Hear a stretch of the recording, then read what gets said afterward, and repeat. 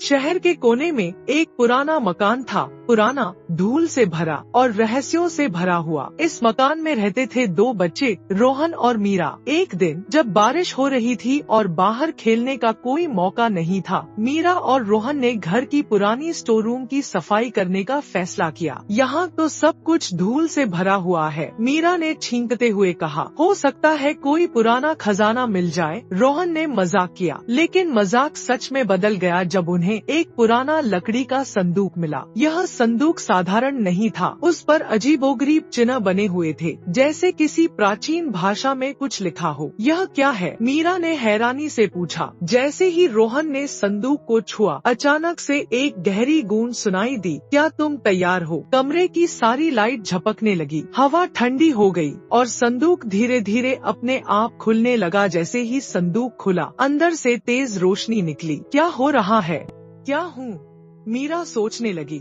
कुछ पुराना और मजबूत, रोहन चिल्लाया। किताब। चिड़िया मुस्कुराई और पहला ताला खुल गया। अगली पहेली। मुझे जितना ज्यादा काटोगे, मैं उतना ही बड़ा होता जाऊंगा। मैं क्या हूँ? इसे तो मैंने सुना है।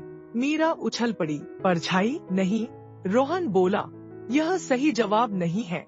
मीरा ने माथा पकड़ा। सोचो, जितना काटो उतना बड़ा। फिर उसने जवाब दिया, गड्ढा। दूसरा ताला खुल गया। अब तीसरी और आखिरी पहेली।